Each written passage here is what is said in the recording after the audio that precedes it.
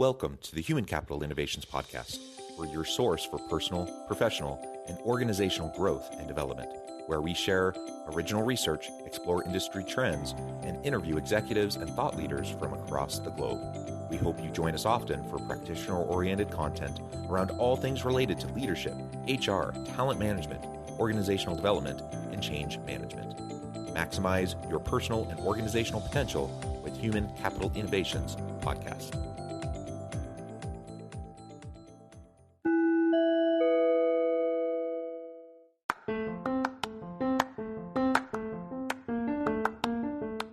If you enjoy the Human Capital Innovations Podcast, enjoy ad-free listening by going to the Patreon page, and please consider contributing even at the producer or sponsorship level.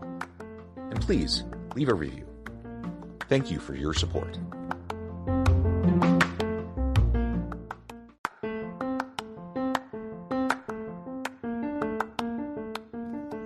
Welcome to the Human Capital Innovations Podcast. In this HCI Podcast episode, I talk with Rob Dube about understanding your work capacity.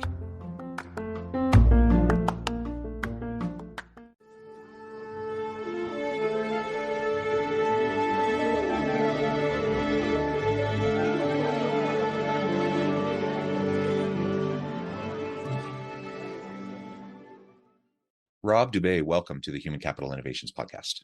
John, thanks for having me. It is such a pleasure to be with you today. It is a pleasure to be with you too. You're joining us from upstate Michigan. I'm south of Salt Lake City in Utah.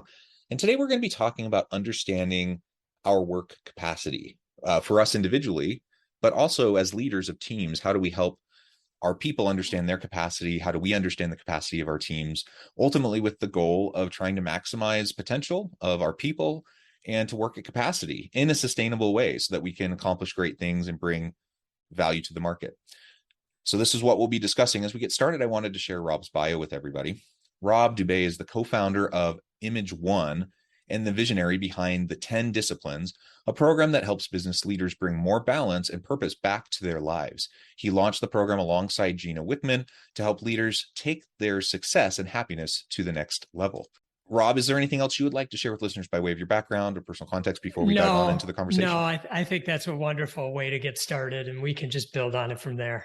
All right. Well, why don't we start then by just defining work capacity? That's going to be really the crux of the conversation today. What do you mean by work capacity? And then we can start to think about how we can maximize that and work at capacity. You know, I think it's a different answer for every single person.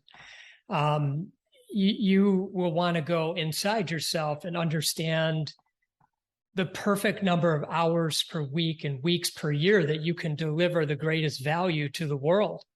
And hopefully you have some level of control on that, depending on where you are in certain size organizations and things of that nature. You don't have as much control, but nonetheless, it is something, it's an exercise worth spending time on and working your way towards that, because ultimately when you have the best amount of space, mainly in your mind, you're going to do your best work.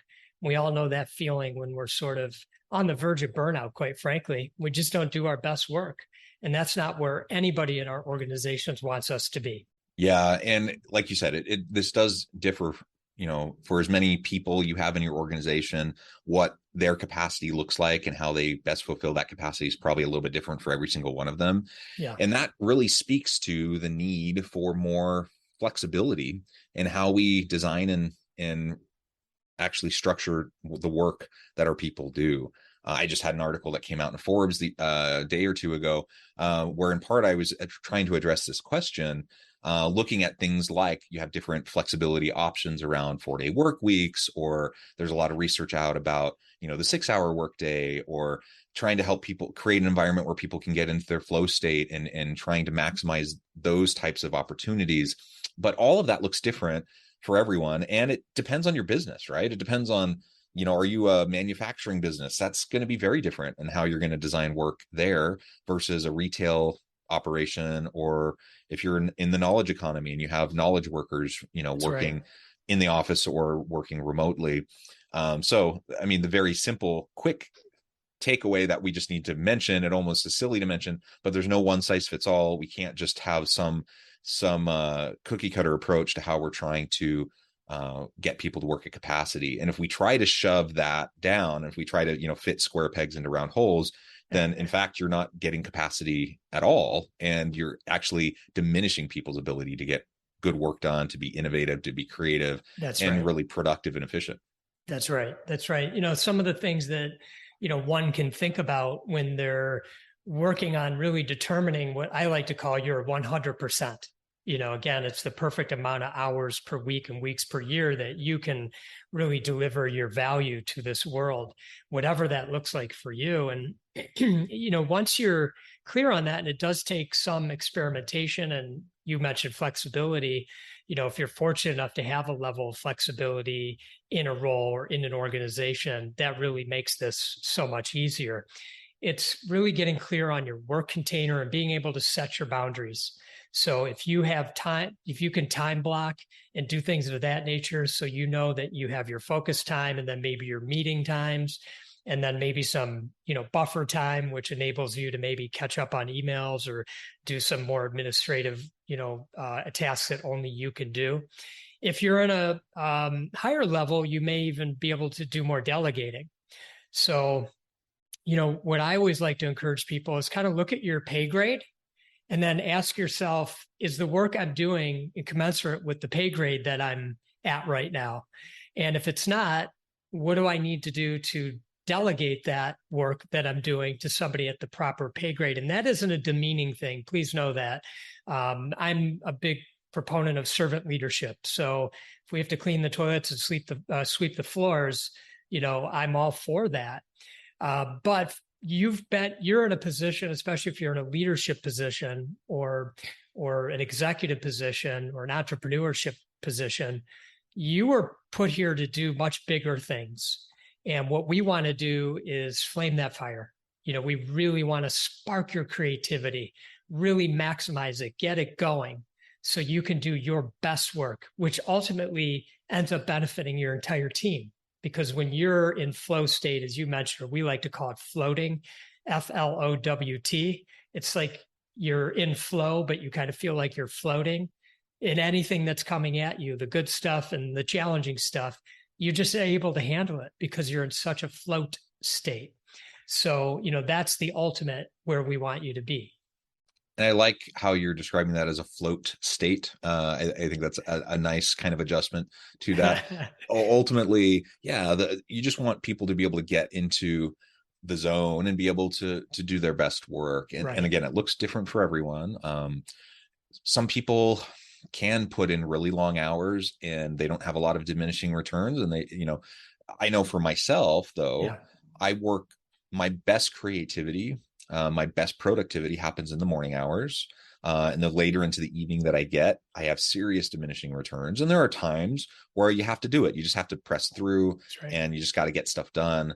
Everyone has those things. There's things you don't want to do, but you got to do, and you just got to get it done for the customer or whatever. Like those things happen. But I know generally, as a general rule, as I go throughout my work week, my work days, that I'm going to try to kind of front load a lot of the heavy thinking work into the morning hours. And if I have more routinized stuff that needs to get done, I'm not super thrilled about having to do it, but I know I need to do it. I can do that, but maybe I'll do that when my mental state is dragging and lagging a little bit in the later afternoon hours or something like that. I can put on some music and I can just get some stuff done. Sometimes same thing as I'm thinking about how I'm scheduling meetings or what the purpose of the meetings are.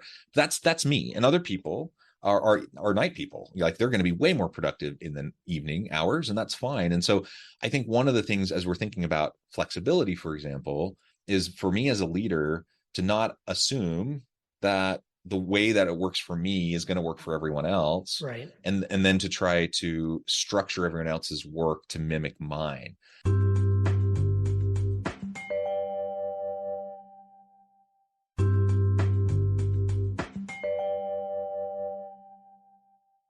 Part of that's just having a intellectual humility to recognize that just because I'm in my role because I've been successful up to this point. I have habits. I have approaches and tools that have helped me get to where I'm at. And so it's very easy to kind of have an intellectual arrogance about that and say, well, it worked for me, it's going to work for you. So now I'm going to impose this onto my team.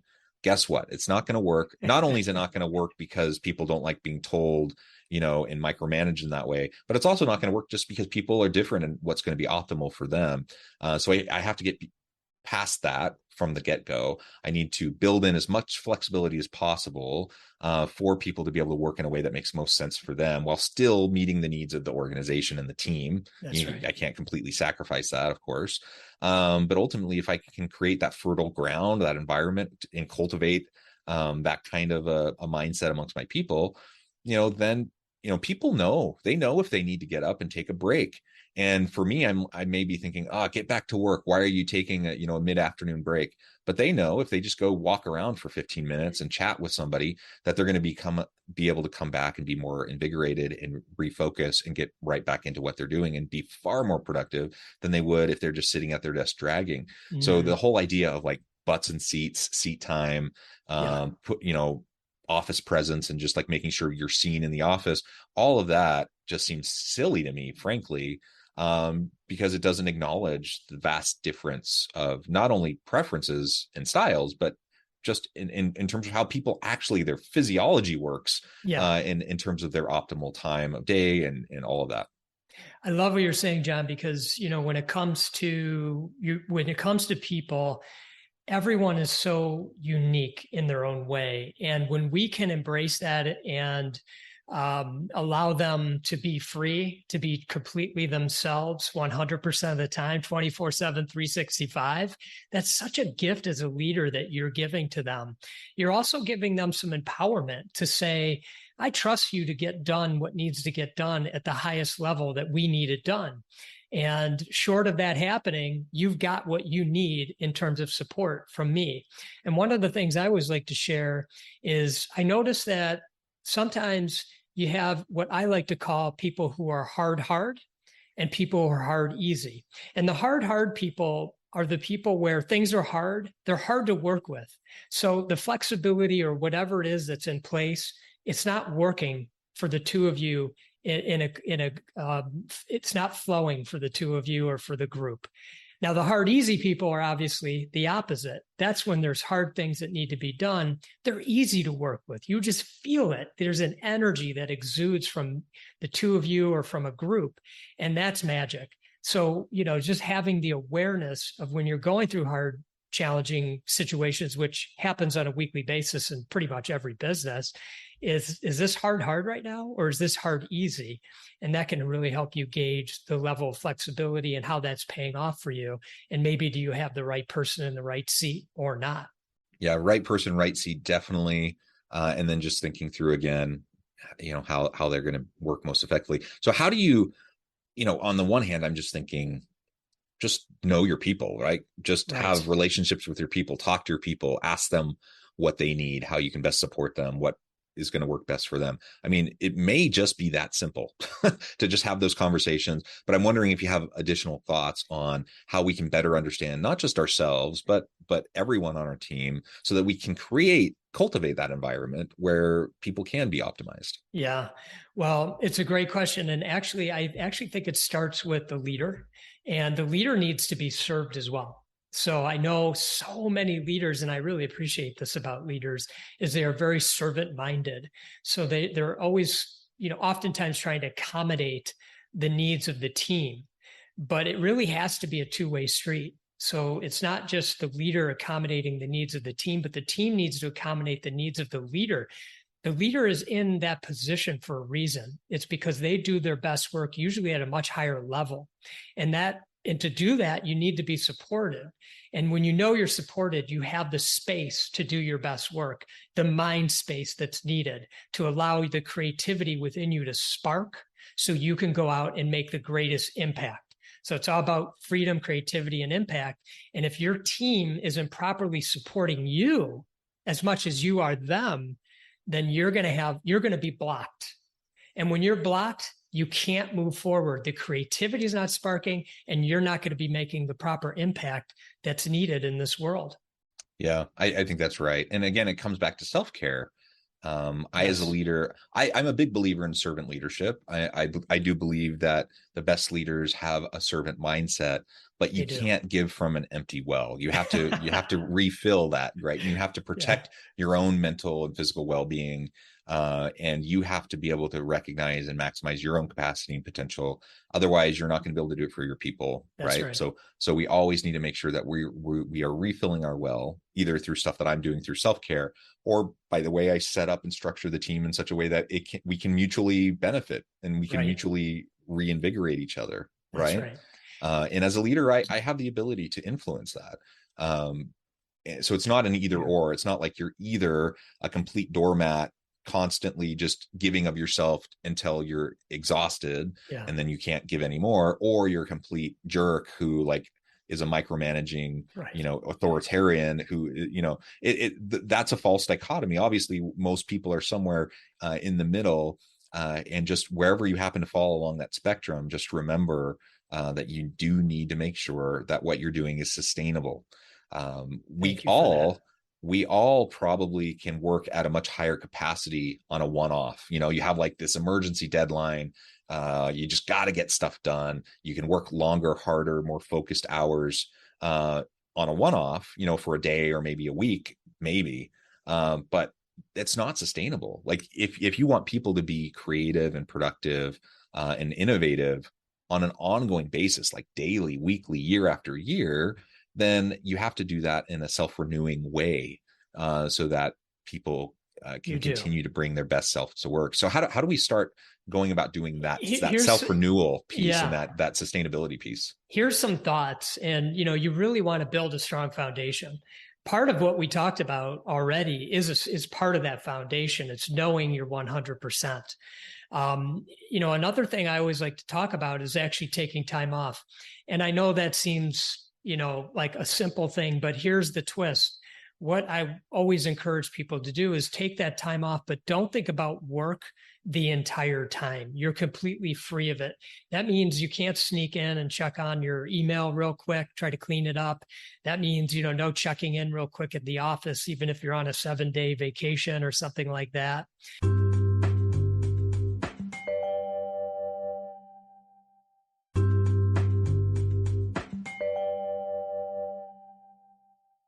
We actually encourage 130 days with no work. Now, if that sounds overwhelming, let me try to put a little bit of perspective to it. If you took every weekend off, you took every US holiday off, and you had about 3 weeks vacation, that would be darn near 130 days. Now imagine how your mind and body re-energizes itself during 130 days that are weekends, holidays, and vacations. Those are our times to recharge, but we don't really do that so much anymore. People are on vacation, they're still checking their emails, they're checking in, they're reading business books, they're trying to grow in their career and try to continually educate themselves. That's their time. They bring their big stack of books to jam through is on vacation. And what I want to encourage is find that time, block that time when you're back in the mix of things. But when it's weekend time, when it's holiday time, and when it's vacation time, set yourself free, re-energize your mind, re-energize your body. You will be so much more efficient. You will be so much more creative, and you will be making greater impact. You will notice the difference. You're on the verge of burnout. I mean, we are going so hard these days. It's unbelievable. And we need to slow down. And we all know that adage. In order to speed up, you need to slow down. Yeah, it's very true. And I know sometimes it's tempting, especially in a tight labor market where it's hard to find new people to come in and help your team. It's tempting, and it may even feel like a necessity that you just gotta dump more on your existing people. But we gotta really try hard to not do that, because all you're going to end up doing is burn those people out.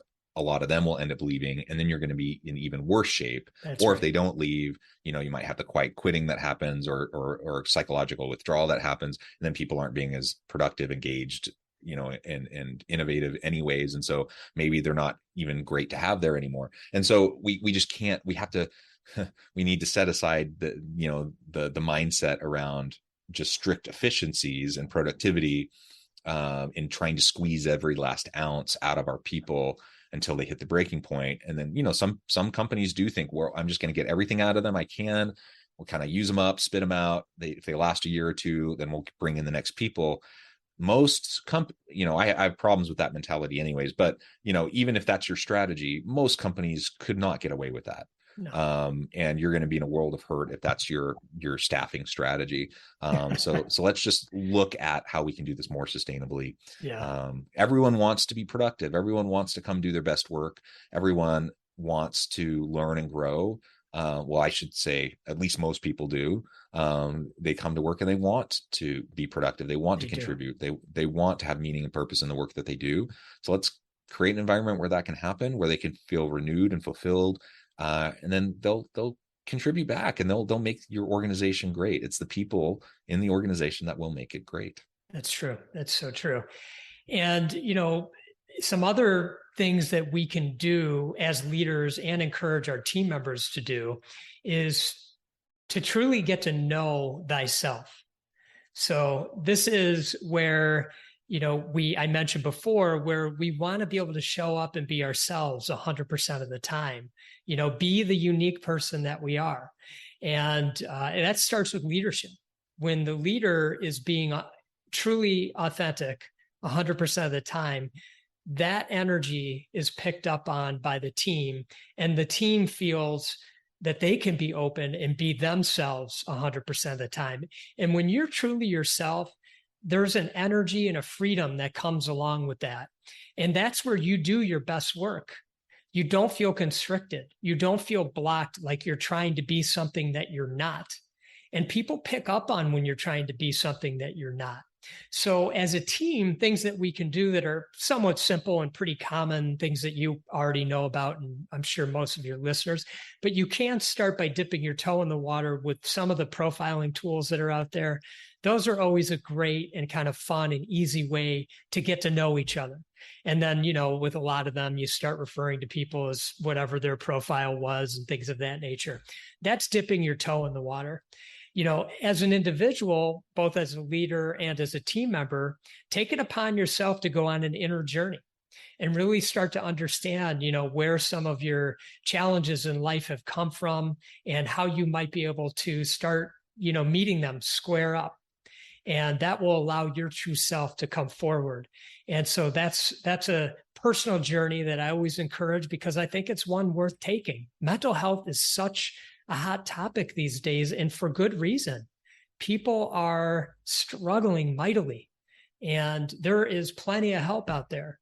And thank goodness it's a topic that's so much easier to discuss these days, because when you get on the right track with that, again, your energy frees up, you start to become unblocked, and it's really magical. And that helps you in your work environment. And of course, it translates into your personal life and the people that you're dealing with, your loved ones, your friends, the communities that you're in. Yeah. Well said, Rob. This has just been a fantastic conversation. I really appreciate you taking your time, John, and sharing your insights with me and my audience today. Before we wrap things up for today, I just wanted to give you a chance to share with my audience how they can connect with you, find out more about your work, and then give us a final word on the topic for today. Yeah, sure. Thank you for giving me the opportunity to spend time with you today, John. I appreciate your work. The best place to find any information on me and what I'm up to is the10disciplines.com, the10disciplines.com. And, I think it's so rich, the conversation that we're having on this topic, that what I would just suggest is try not to become too overwhelmed with it.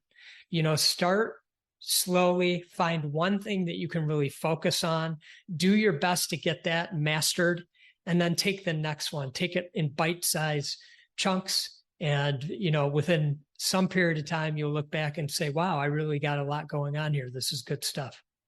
Rob, it's been a pleasure. I encourage listeners to reach out, to get connected, find out more about what Rob and his team can do for you. And as always, I hope everyone can stay healthy and safe, that you can find meaning and purpose at work each and every day. And I hope you all have a great week.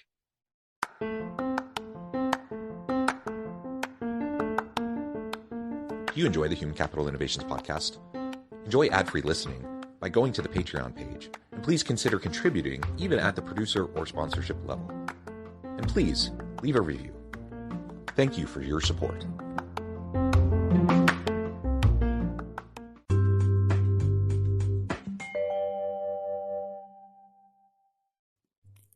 Thanks again for joining us for this episode of the Human Capital Innovations podcast. I hope you stay healthy and safe and that you have a great week.